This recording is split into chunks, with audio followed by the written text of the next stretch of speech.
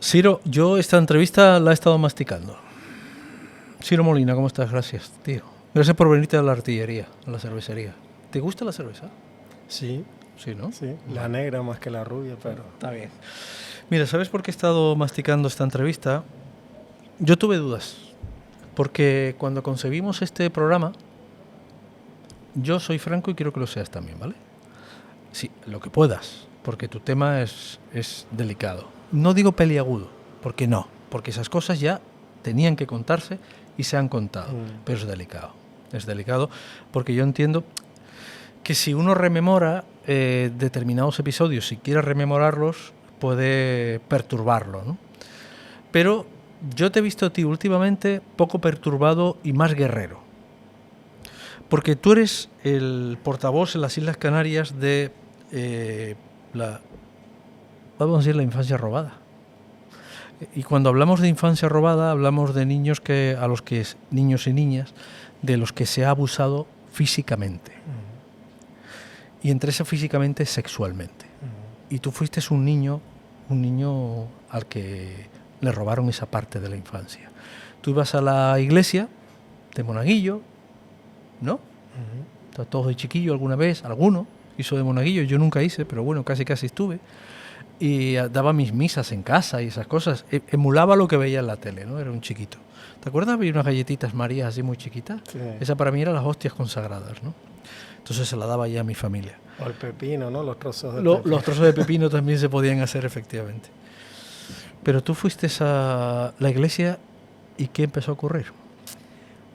Cuando el cura, que estaba en ese momento en Tejina, nos empezó a preparar para la comunión, que le hice con 10 años, pues empezaba a hacerme preguntas un poco fuera de tono y entonces pues fui cayendo en una dinámica se fue generando una dinámica que después favoreció abusos sexuales, ¿no? Él empezó preguntándome que si se me ponía durita, que en qué pensaba cuando se nos ponía durita y demás, ¿no? Y entonces cuando, claro, yo vengo de una familia muy católica y sabía o sentía que uno de mis sueños en la vida o que a lo que quería dedicarme era ayudar a los demás. Yeah. Pero claro, mis esquemas eran religiosos. Entonces la ayuda a los demás yo la concebía desde la iglesia. Desde el camino del sacerdocio. Del sacerdocio. Entonces cuando me meto en el seminario, pues esos abusos van a más. Y bueno, yo lo cuento en la primera denuncia se presenta en marzo del 2004. Yo tenía 15 años, iba a cumplir 16. ¿Habían pasado 5 años ya de esos abusos? ¿Fueron 5 años repetitivos? Sí, y cada vez iba más hasta, por ejemplo, en el año 2003, cuando él me lleva a la casa de su madre, donde él vive actualmente, que la arregló gracias a que el obispado le dio dinero para poder rehabilitarla. ¿Ese sacerdote sigue viviendo? Sí, sigue viviendo y sigue escribiendo homilías en internet. Estamos en noviembre de 2024. Vale. Sí, lo digo por si ves este podcast dentro de 10 años, ¿no? Tiene 80 años. Y entonces, pues esas cosas fueron a más. Y me acuerdo que yo empecé a dejar de ir por la misa, yo era seminarista, y empecé a dejar de ir por la parroquia. Pues en el momento, un día me llevó a su casa Tacoronte, donde vive ahora. Espera, ¿ya estabas en el seminario? Sí, yo seguía en el seminario todavía y un día me llevó a su casa Tacoronte. Perdona, Ciro, disculpa. Es que se me ha pasado algo. Eras monaguillo. A los 15 años denuncias, pasaste 5 años de infierno. Pero cuando tuviste 15 ya habías accedido al... Yo en el seminario... Ah, vale, cuando dijiste lo del sacerdocio... Si no me equivoco, me metí en el 2002-2003. en ese año 2002. Vale, ahora sí lo entendí, de acuerdo. Entonces, claro, eras un chiquillo, era un chiquillo, sí, porque en ese momento sí existía seminario menor y a los monaguillos nos llevaban de convivencia al seminario para precisamente que nos metiéramos en el seminario. Y bueno, como tenía una fe profunda y demás, pues lo vi por ahí. Entonces, yo me empiezo a separar de ese hombre en el año 2003, antes del verano del año 2003, cuando él me lleva a su casa de Tacoronte, y ahí entramos en una sala, en un salón, que era, me acuerdo que tenía el techo grande, alto, tenía una bicicleta colgada en la pared, porque él hacía ese ciclismo, y entonces se sentó en una silla y me cogió así, y me sentó encima de él. Entonces ahí sí, aparte de notar su pene duro y demás, pues ya me empezó a tocar más. Entonces yo en ese momento me fui contra la puerta, me levanté, me fui contra la puerta. Lo único que pude hacer fue eso, me puse todo tieso, todo yerto, y me fui, me pegué contra la puerta. Te agarrotaste, vamos. Sí, y cuando hice eso, pues él me dijo, tranquilo, no te preocupes, ya nos vamos. Entonces a partir de ahí, que eso fue antes del verano del 2003, ya yo no iba a misa ni nada, pero claro, yo en septiembre tenía que volver al seminario y yo no le podía decir a mi padre lo que me estaba pasando y por qué no quería ir. Claro, mi madre o mi padre se sorprendían de por qué no iba a misa. Sí, tú eras un niño, pero ese niño ya iba entendiendo que habían cosas que no eran normales. Sí, tú en esa, por lo menos en mi experiencia, lo que yo nunca supe fue ponerle nombre a lo que me estaba pasando. Yo sabía que eso no estaba bien, pero claro, él me decía, me preguntaba, por ejemplo, que si yo lo quería más a él que a mi padre, es decir, tú me quieres más a mí que a tu padre, me lo preguntaba. Yeah. Y me ponía la mano así como la tengo, y cuando no, besos en la boca. Entonces se genera una dinámica en la que tú pues te hacen esas cosas y te quedas así. Y bueno, eso pasa en verano del 2003, yo entro en el seminario, lo dejo en diciembre del 2003 y en marzo del 2004 es cuando se presenta la denuncia, que claro, yo me di cuenta de que lo que me estaba pasando no me pasaba solo a mí porque fuimos a una convivencia, nos estábamos preparando para la confirmación y fuimos primero a la comunión, después a la confirmación y fuimos a una convivencia al sur de Tenerife, a Las Heras, con las catequistas, y entonces los demás chicos que estaban allí no se querían, cuando las catequistas dijeron que venía el cura, los demás chicos no se querían confesar con él y dijeron, y no nos queremos confesar con él porque es maricón, literal, o sea, porque es maricón, eso es literal. Yeah. En ese momento es cuando me di cuenta de que eso no solo me ocurría a mí, entonces cuando animo a los pibes el sábado siguiente, que las catequistas nos preguntan que si pasaba algo y demás, pues hablan más chicos, 5 chicos más. Y a raíz de eso las catequistas hablan con el cura. El cura le dijo que si lo sabía porque no se lo habían dicho antes. Y pues claro, el cura ya tenía una trayectoria detrás bastante que se conocía. Y bueno, las catequistas pues sí se portaron súper bien. Y quien se portó mal pues fue el fallecido Felipe, el obispo. Y Bernardo. Felipe Fernández era. Felipe Fernández García y el actual emérito, Bernardo Álvarez Afonso. Que ha pedido su baja, pero no será por esto. Sí, no ha pedido porque, no, porque está tiene enfermo. tiene una enfermedad claro. neurodegenerativa. Yeah. Pero o sea, él es capaz de pedir que recen por él, pero no es capaz de pedir perdón a las víctimas o ni siquiera perdón a mi familia, a mí, a mi padre, que todavía vive porque mi madre se murió. Pero para que tú veas las disociaciones que tienen esas personas en esas cabezas, ¿no? Que es decir, Señor, estoy malo, pidan por mí, recen por mí porque estoy malito y lo que la enfermedad que tiene él es jeringada, es dura. Sí, claro. Yo he trabajado con personas con demencias y con enfermedades neurodegenerativas. Bueno, el ELA es muy complicado. Y el ELA es muy doloroso. Entonces, pues eso, no se acuerdan de las víctimas igual. O sea, aquí nadie ha pedido perdón, ni siquiera como hicieron los madrileños o los vascos. No. Ni la diócesis de Canarias, que es la de Las Palmas, ni la diócesis nivariense, que es la de aquí, nadie. Pero, y en las dos diócesis hay víctimas, no soy la única. Pero reconoce el obispado finalmente, vamos a construir todo este puzzle. Oficialmente no. Implícitamente lo reconoció en el momento que presenté la primera denuncia, cuando al cura lo cambian de lugar. Ahí ya reconocieron ellos lo que pasaba. Y tus padres, me imagino, entrarían en cortocircuito, ¿no? Claro. Porque no se lo deberían creer. Claro. Y mi padre muchas veces Tu padre era muy... se ha sentido culpable de no haberlo podido evitar.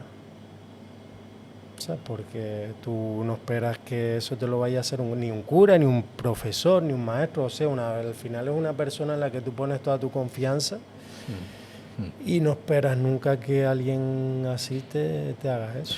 ¿En qué momento te envalentonas? ¿En qué momento identificas que esto no es normal y ya dices... Yo, después de todo eso, intenté hacer una vida normal, pero yo 10 años más tarde caigo en una...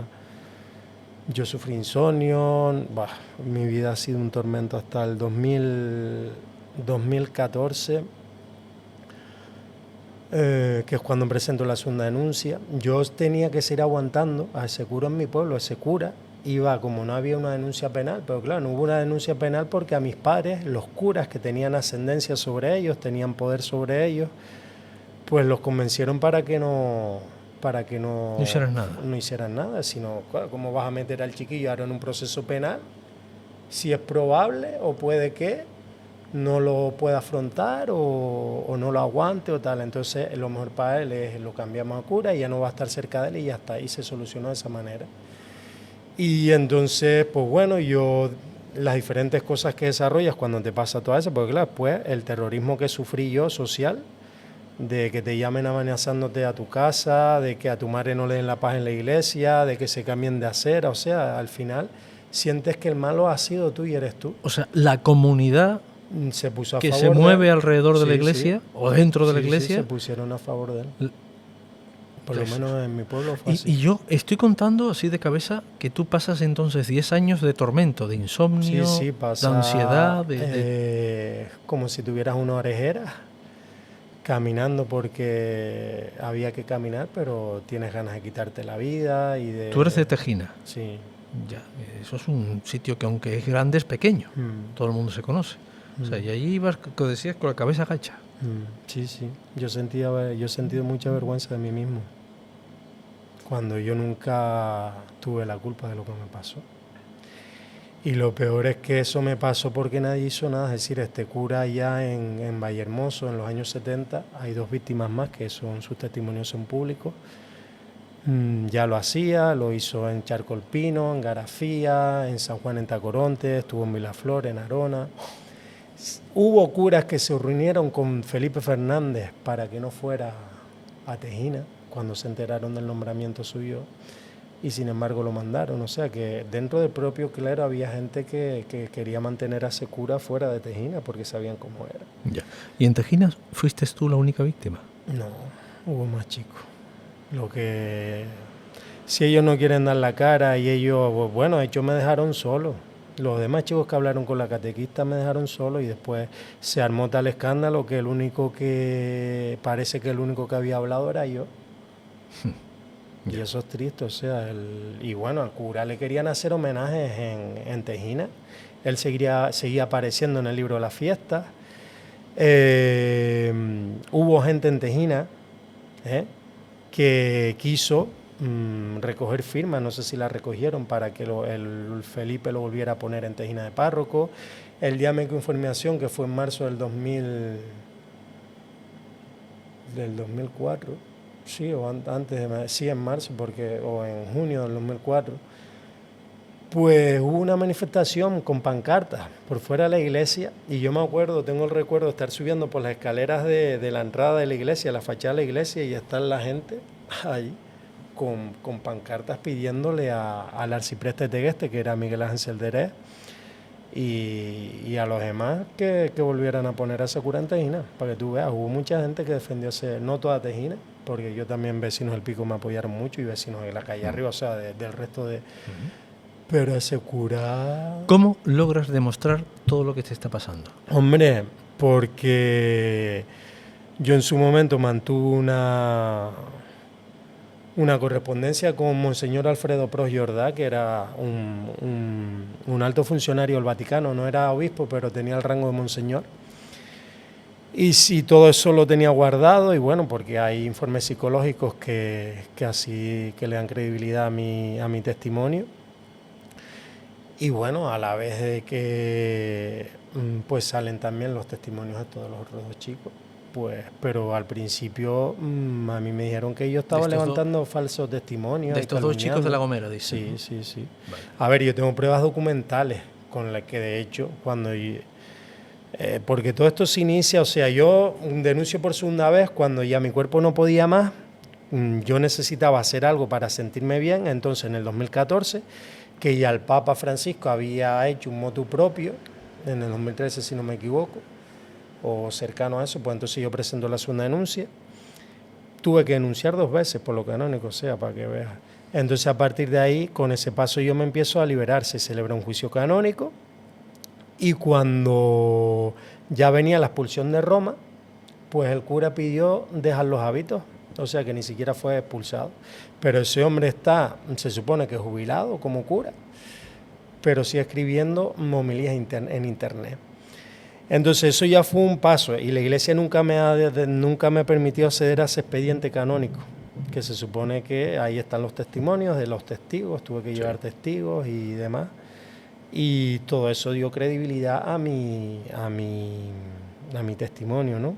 Tanto, lo único que me faltó en mi época fue un informe forense, pero claro, es que a mi padre no le dijeron, mis padres no sabían a dónde ir tampoco. O sea, entonces, por eso yo también estoy en toda esta lucha, ¿no? Entonces, eso empieza en 2014 y poco a poco he ido consiguiendo cosas que no pensé nunca conseguir. Y bueno, en el 2022, que aquí era donde quería llegar, El País publica mi testimonio, lo publica con iniciales porque, claro, yo tenía miedo a la respuesta que se podía producir. Recordemos que El País hace un trabajo brutal de investigación en el que hace busca gente por toda España y recopila cientos y cientos de testimonios, dando fidelidad a los mismos, por supuesto, contrastadísimos. Lo contrastaba, en un trabajo brutal de la redacción, en la que se nos quedó un mapa de la vergüenza en España vomitivo. Íñigo, que fue con el que hablé, que ya no, ahora está destinado y en ese Roma, mapa estabas tú. Exacto. Íñigo Domínguez, o sea, toda la documentación que yo tenía, él la trabajó y tal, pero él no se quedó en mi testimonio, él contrastó. Por ejemplo, ya Monseñor Alfredo Pro falleció, pero claro, este cura no era la primera vez que lo hacían. Claro. Y claro, estamos hablando que sus primeras víctimas tienen 50 y pico años, casi 60 años. Entonces, pues imagínate. Lo bueno de que hablara, pues que por lo menos a niños en Tejina se supone que no le siguió metiendo mano. Eso fue lo único bueno. Yeah. Lo malo, pues, lo que vino después, el sufrimiento que vino después, que fue igual de malo y de doloroso que los propios abusos en sí. Sobre todo que mi madre se muriera 4 años después, la pobre. Siempre digo que fue que el estrés que sufrió ella con todo lo que vino después, pues yo creo que eso le ayudó al cáncer a volver a reproducirse, porque cuando tienes niveles de estrés muy altos, pues ya ella venía enferma de cáncer, pero yo creo que eso se lo volvió a reproducir. Y eso también es doloroso, no solo tienes que asumir lo que te ha pasado, reconstruirte y más, sino que encima tienes que soportar lo que te hace la gente y encima encajar la muerte del ser que más tú quieres en tu vida, ¿no? Pues si una madre, bueno, a mi padre también lo quiero, ¿no? Pero una madre cuando es buena madre es casi todo, ¿no? Y con ella se fue la mitad de mí, ¿no? Entonces ha sido un proceso de, pues eso, de paso a paso, pero claro, y ahora pues parece que hay más conciencia. Trabajos como el tuyo, el que estás haciendo recientemente, has estado en el Diputado del Común, has estado en el Parlamento de Canarias, ahora creo que te vas a ir a Estrasburgo, a Bruselas, no sé. En diciembre. Sí, también para cosas parecidas como esta. Tienen que dar a entender a los padres de las criaturas y a las propias criaturas que el cuerpo es suyo y que nadie por ponerte una manita en el muslo y decirte intentarte dar un beso, eso es una violación a ti mismo. O sea, no tiene que haber una penetración. Exactamente, desde que no hay desde que falta el consentimiento. Claro. Claro, es que en este país hemos visto unas sentencias, por fortuna ya derogadas, en la que parece que la muchacha lo estaba pasando bien, ¿no? Claro. La manada, no sé si lo estaba pasando bien, pero drogada con 5 gandules, no sé si lo estaba pasando muy bien, señoría, ¿no? Entonces, a esa gente hay que desterrarla continuamente, ¿no? Pero es que venimos de una cultura Pero eso es lo que le está diciendo a los otros animales es que Sí, te da claro. una carta de identidad para que tú Para llegues que sigas hasta el haciendo, final, ¿no? claro, Para que lo sigas claro. haciendo. Y estamos hablando de criaturas, estamos hablando de seres humanos, al fin y al cabo. Las criaturas, por supuesto, siempre es muchísimo más sensible. Este sacerdote, este señor que abusa de ti, nunca dijo nada, nunca pidió No, perdón, no ha no, dicho, absolutamente no nada. ha hecho un acto de constricción, no. No, hombre, yo fíjate que todas las cosas que se han ido dando es porque, digamos, las he batallado. Hay terapeutas que, por ejemplo, no recomiendan que una víctima se vea con su victimario. Pero, por ejemplo, en su momento entendí que una manera que tenía yo para quitarme todo el peso que tenía encima y todos los complejos y todas las vergüenzas que tenía encima, era precisamente tener a ese hombre enfrente de mí y preguntarle que por qué lo hizo. En ese momento la respuesta de él fue que lo hizo porque me quería. Flipas. O sea, ¿Hubo una respuesta? sí, me dijo cuando yo le pregunté que por qué me había hecho, o sea, le conté todo esto, ¿no? Y después le conté lo que había sufrido mi madre, que mi madre se había muerto, ¿Y lo que había dónde sufrido te mi madre. encuentras con este hombre? Pues en el obispado, una de las cosas que le pedí a la iglesia en su momento fue encontrarme con él. Pero claro, la iglesia pensaba que con eso bastaba y no basta. Él es verdad que me pidió perdón, pero no me pidió perdón sintiéndolo, o sea... Te dijo que lo hizo porque te quería. Sí. Entonces ahí es cuando te das cuenta de... wow. O sea, al final... Él ha distorsionado tanto la realidad que lo ve como algo natural. Y vete tú a saber si en esa respuesta hay una... fue la misma que a él le dieron en algún momento también. ¿Sabes? Que es que el mundo este de los abusos es súper complejo, de la violencia sexual. Y bueno, ese tipo de cosas hicieron que yo empezara a soltar lastre. Pero esos pasos no pueden ser los últimos. Tú estás mejor desde entonces. Hombre, sí. Bueno, Sí, de hecho sí, estás aquí.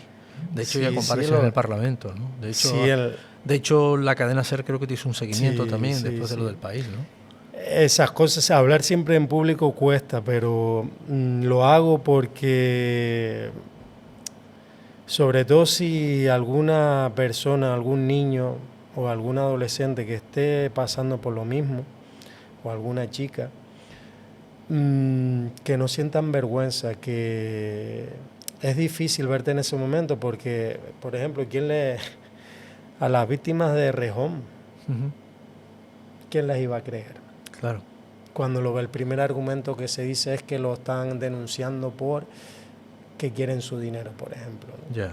Fíjate, Entonces, son personas adultas. claro. Y formadas. Entonces, imagínate un un niño. crío. Y el problema siempre es el consentimiento. Y todo abuso todo acoso empieza con un abuso de poder.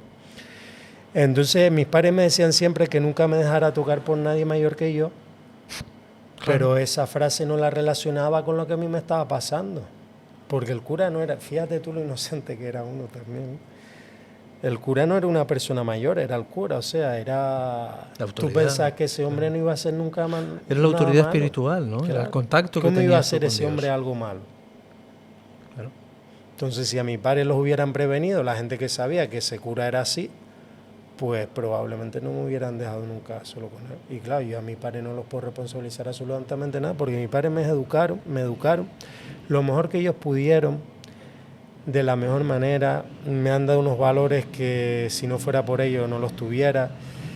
Entonces yo a ellos agradecerles eternamente que siempre han ahí estando a mi lado. Tú eres una persona tremendamente conocida en Tejina, pero porque te implicas culturalmente, te implicas socialmente, no solo en esta materia, sino en la materia cultural, porque Tejina a mí siempre me lo han definido de una forma, al menos me la definió una persona de una forma, ¿no? Me dijo, tú tiras un cacharro en la plaza y sale todo el mundo a ver qué ha pasado, ¿no? Sí. A ver qué ha pasado, ¿no? Eso dice mucho de la actividad que hay en Tejina, ¿no? Y no hablamos de la vieja del visillo, sino hablamos de que hay cualquier cosa que hagas funciona porque la gente va a asistir a ver cultura, de todo lo que supone la cultura, principalmente en las fiestas, ¿no? Pero tú eres una persona muy activa en ese aspecto, o sea, que eres una persona muy conocida. Sí, hasta donde puedo. Pero eres una persona muy conocida allí. Sí. ¿Cómo se está tomando la gente ahora?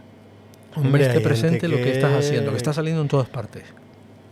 Hay gente que me apoya, hay gente que me apoyó en su momento que ahora se sienten orgullosas, gente que en su momento pues a lo mejor pusieron más el foco en mí que en el cura, que ahora también apoya. Y después están los de siempre, que son los amiguitos del cura. ¿Todavía les queda amiguitos? Sí, todavía tiene.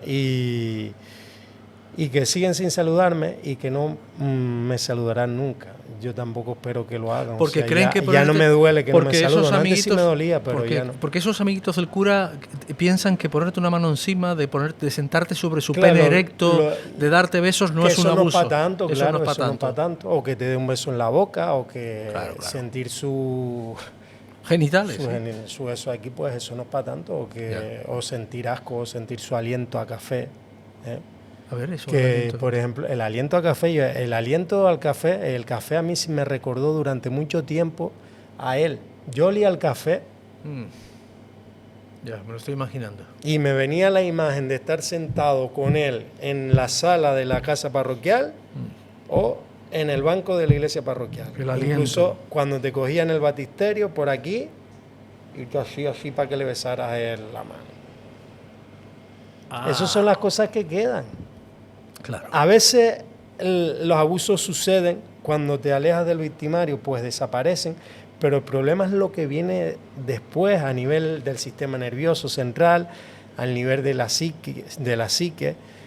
Eso, levantarte asustado por las noches, estar durmiendo y pensar que te van a hacer daño. O sea, los problemas son esos que quedan. Y eso ¿Tú tienes pareja? ¿Tienes pareja? Sí, ahora sí, desde la fiesta tejina. ¿No habías tenido pareja antes? No, sí las he tenido, pero siempre son... Sí he tenido. ¿Pero han sido fracasos por este motivo? Okay. Sí, en parte algunos sí. En parte, porque por ejemplo yo nunca quise tener niños. Pero no quería tener niños para que en ellos no se repitiera la historia que en mí. Tú tienes una visión de la vida errada. Tú piensas que la vida no sirve, que la vida se sufre mucho, que la vida intentas hacer las cosas bien o decir algo porque no puede estar pasando, denunciar algo que está mal y al final el señalador es tú tal, entonces, y los premiados son los violentos, los acosadores, los maltratadores, tal, entonces al final, ¿para qué vas a traer un niño si lo que va a encontrar es inmundicia? Yeah. Y es dolor y es sufrimiento. Pues es el razonamiento que está detrás de... Bueno, de la fiesta... Y ha habido parejas que han querido tenerlo y yo no. Ya, claro. Por ejemplo, por ponerte un ejemplo. Claro, ¿no? Pero desde la fiesta de Tejina para acá va bien la cosa. Sí. Va bien la cosa. Porque yo imagino que alguien te pusiera la mano en el muslo o alguna cosa de esas. El muslo se mueve. Todavía tú me haces así y hago así. Y eso se quedará así. Eso es algo conductual que muchas veces... Eso sería interesante hablar con terapeutas o con psicoterapeutas que se dedican a este ámbito, porque los problemas son los problemas conductuales, físicos y psíquicos que te quedan después de un abuso, ¿no? Ya. Entonces, pues, trabajar la conducta. Estoy bebiendo agua y no es por sed, ¿eh? No, es que hay cosas que me cuesta digerir. Y esto es un tema súper desagradable para hablar, que no sirve para entretener o no sirve... pero sirve para aprender. No, es tu experiencia y tu experiencia reflejará la de muchos otros. Y si este programa, este cotidianos que tenemos contigo sirve para que igual esos chicos de Tejina se envalentonen finalmente y hablen, o para que cualquier otro, pues que lo haga, ¿no? Que te vea, ojalá, ¿no? Y que diga, a mí también me pasó esto, ¿no? Tengo suerte, conozco gente que ha sido abusada por sus padres, por ejemplo, no ya por curas, sino por sus padres o por sus tíos. Y toman 20 pastillas diarias, están en tratamientos psiquiátricos, por ejemplo. Mi caso no es ese, y a mí todo esto ha sido terapia, o sea, cuando fui al pleno, cuando fui... Es verdad, todo esto nace de un pleno en el Ayuntamiento de La Laguna, ¿cuánto hace? ¿4 años, 5 años? Fue en el 2022, esto sale en el país en agosto del 2022 y el pleno es en octubre del 2022. ¿Y tú pides hablar? Sí, la iniciativa... Había gente que... sí, lo pedí, lo tengo que reconocer, fui el que pidió eso y... Ahí hubo varios problemas porque hubo partidos políticos que lo malinterpretaron y después había un secretario de la corporación que, bueno, por otras cosas a lo mejor tenía un criterio más laxo, pero en ese momento pues el criterio de él fue proteger a la iglesia. Antes de seguir con la exposición de los hechos que tan gravemente afectaron a mi familia y a quien pone voz a estas palabras, es necesario presentarse hoy aquí para reafirmar y recordar que los actos del pasado tienen vigencia, aunque hayan sucedido décadas atrás. Esto es así porque el dolor de las víctimas no prescribe y porque las heridas necesitan cicatrizar. De hecho, en ausencia de justicia penal, iniciativas como las de hoy son de gran ayuda para reparar el daño, para que las víctimas puedan pasar página y recuperen su dignidad y reputación. En cuanto a los abusos que nos vamos a referir aquí, comenzaron en el año 97, cuando la víctima tenía entre 9 y 10 años. Se prolongaron hasta 2004, año en que fueron denunciados ante el anterior obispo ya fallecido, el cual no quiso recoger la denuncia. De hecho, no lo notificó al Vaticano. Informaciones estas publicadas por el diario El País en la edición de 20 de agosto de 2022. Señoras y señores concejales, todavía, a día de hoy, nadie nos ha dado respuesta a esta pregunta. ¿Por qué desde los años 70 hasta hace relativamente poco, ante la conducta pútrida de este sacerdote, lo único que hacían los obispos tinerfeños era cambiarlo de parroquia? Y a ustedes los interpelamos. ¿Qué es necesario para que este pleno condene sin ningún tipo de tibieza, por supuesto al sacerdote que cometió estas atrocidades, pero de manera similar a quienes no pusieron remedio a tal tropelía? Entonces, de hecho, las actas de ese pleno, en lo que respecta a este tema, no están publicados ¿no? Busca tu pleno del 13 de octubre del 2022 en La Laguna y verás que no están todas las actas publicadas. Porque claro, ahí se dijeron también unas cosas que no tenían nada, empezaron a hablar de separación, de unas cosas que no... Y es curioso porque te hablaban de separación de poderes en un salón de plenos donde estaba presidido por un crucifijo. Y dices tú, que esté el rey, pues hombre, el jefe del Estado, pero que pinta el crucifijo en una institución pública, ¿no? Y eran ellos los que me hablaban a mí de separación de poderes. Y eso se trataba de un acto simbólico para reparar a mi madre, para reparar el honor de mi madre, porque mi madre, también por mí, pero mi madre se fue a este mundo perdonando, se fue tranquila, pero se fue sufriendo mucho y tal. Entonces, una de las motivaciones era ahí. Y sobre todo también, de alguna manera, reparar a todas esas víctimas de secura de mi pueblo y de otros sitios que nunca verán justicia. Entonces, y la intervención fue por ahí, no fue en plan anticlerical. De hecho, tuve que hacer virguerías para nombrar al obispo sin nombrarlo. O sea, tuve que inventarme mi trado ensotanado, porque claro, si decía don Bernardo, ¡guau! Paraban el... Intocable. Entonces es triste que en donde reside la soberanía del pueblo, es triste que no se puedan tener esos tipos de debates, pero o sea, en otros sitios hacen referéndum, y aquí la política nuestra es muy partidista, ¿sabes? Y es una pena, ¿no? Que las personas no puedan hablar libremente. Hombre, armar escandalera no te digo, pero creo que fui educado. No falta el respeto en un momento. Entonces. Sí, es muy proteccionista para determinados, claro, determinados para la iglesia, sectores. Que vamos a ver, que estamos en el siglo y después. Sí. Y a mí más coraje me da cuando hay gente que se dice liberal. Tú sabes, el principio liberal clásico es la separación de los poderes. Sí. Pero para todo, lo que no puedes ponerme, la separación de poderes para mí, por la separación de poderes tú no puedes hablar, pero pues ellos pues están todo el rato juntos. Sí. Porque ahora, porque ya Bernardo no está de mérito, pero es que hasta hace poco los políticos, por cuestiones de protocolo, seguían saliendo con ese hombre. Señor, si usted apoya a las víctimas, evita una foto pública con él, sobre todo cuando está demostrado, vamos a decir presunto, para que no tengas problemas, cuando eres presunto encubridor de esas, entonces esas cosas... Sí, bueno, a mí me sorprende todavía cómo se inauguran los McDonald's o se inauguran los aparcamientos con un cura, ¿no? Es que esas cosas son del antiguo régimen, ni del franquismo, del antiguo régimen, entonces... Sí, me sorprende todavía esas cosas, ¿no? Qué bien verbalizas todo lo que te ha ocurrido. Me estoy imaginando el momento o lo que tuviste que aprender durante este tiempo para decir, a ver cómo cuento todo esto. A ver cómo lo hilvano para contar todo esto, para irme al Parlamento, para irme a un programa de televisión, para hablar con El País, para hablar con la cadena SER, para hablar con Cotidianos, a ver cómo narro toda esta historia dura, ¿no? O sea, eso ha sido una catarsis. Bien mucho. Hombre, por supuesto que sí. Y bueno, a los periodistas que de hecho ahora el 18 tenemos en Madrid, Janir va a dar unos premios de la infancia robada en CaixaForum el 18 de noviembre, y se lo vamos a dar a periodistas que nos han ayudado con todo este tema, porque sin los periodistas, porque hay periodistas que les prohíben publicar cosas relacionadas con este tema. La COPE nunca me ha hecho a mí una entrevista, nunca, ni me la va a hacer tampoco, ni tampoco.